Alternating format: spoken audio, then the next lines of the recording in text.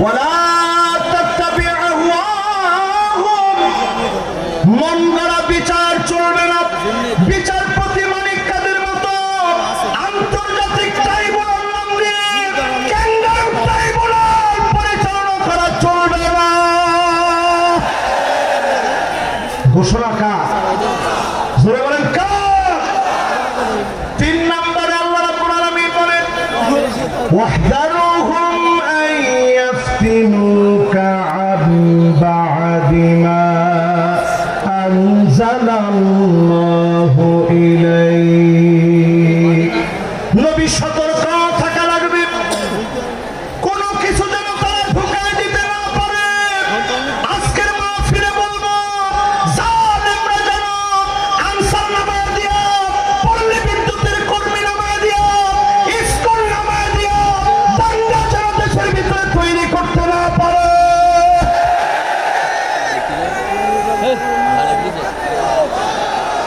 ধরে বলেন এই কথা কার কথা? সবাই বলেন কার কথা? এরপরে আল্লাহ রাব্বুল আলামিন 4 নম্বরে বলেন কর্মসূচি নাম্বার 4 ফাইন তাওয়াল্লাউ ফাআলাম আন্নামা ইউরিদুল্লাহু আইয়ুসিবাহুম বিবা'দি যুনুবিহি।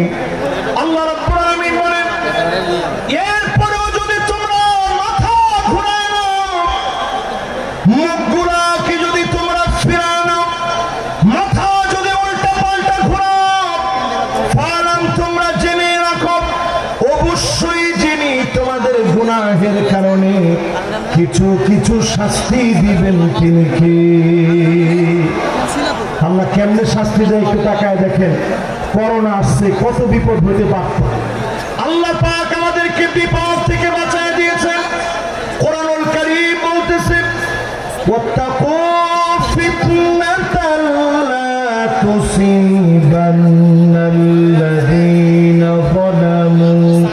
যালামু মিনকুম খাসসাহ ওয়া'লামু আন্নাল্লাহা শাদীদুল ইকাব। ভয় করো আল্লাহ রাব্বুল আলামিনকে। আল্লাহ পাক যখন শাস্তি দেবে সবাইকে আল্লাহ ধরবে। মক্কা মদিনায় পর্যন্ত করোনাকালীন সময়ে নামাজ বন্ধ ছিল, শুধুমাত্র আমাদের দেশকে বিশেষভাবে যিনি দয়া করে মায়া করে অনেক অল্প ক্ষতিতে বাঁচায় দিয়েছেন তিনি কি? রেড অ্যালার্ট ছিল বাংলাদেশের উপরে, রেড অ্যালার্ট ছিল বাংলাদেশের উপরে। এই রেড অ্যালার্ট থেকে আল্লাহ তাআলা দেশকে হেফাজত করেছে।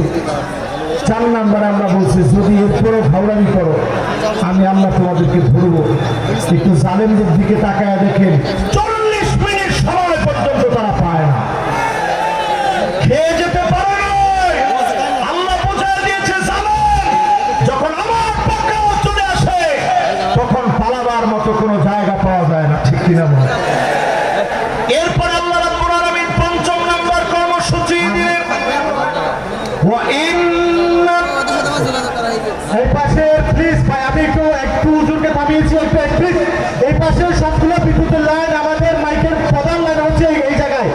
আপনারা প্লিজ আপনাদের কাছে সহযোগিতা চাই, প্লিজ ভাই প্লিজ আপনারা সামনে আসবেন না। আমি আর আমাদের সব এলইডি ভেঙে যাওয়ার মুহূর্ত, যে কোনো মুহূর্তে আপনার এলইডি ভেঙে পড়তে পারে। এলইডি থেকে মানুষগুলো নেমে যান ভাই, আমি এলইডি টেবিল থেকে মানুষ নেমে যাওয়ার জন্য অনুরোধ করছি, হাত জোর করে অনুরোধ করছি। মাহফিলটি সৌন্দর্য রক্ষার্থে আপনারা এলইডি থেকে নেমে যান, আমাদের মাইকের বক্স থেকে নেমে যান, সম্প্রচার বিভাগ থেকে নেমে যান। মাইক্রো প্লিজ আপনারা মারামারি বুঝা প্লিজ, আমি অনুরোধ করছি। আমি আমাদের স্বেচ্ছাসেবক ভাই যারা আছেন দুপাশে আসার জন্য অনুরোধ করছি, আইন শৃঙ্খলা বাহিনীদেরকে আসার জন্য অনুরোধ করছি। আমাদের দুপাশে আমি সেই পাশে আমাদের সৌন্দর্য রক্ষার্থে আমাদের যারা সেনাবাহিনীর বাইরে রয়েছেন তাদের সহযোগিতা কামনা করছি। ধন্যবাদ। মাশাআল্লাহ, আমি তাকবীর দিব, সবাই আমার সাথে তাকবীর দিবেন। তাকবীর দিলেই দেখবেন অর্ধেক ঠান্ডা হয়ে যাবে। লিল্লাহি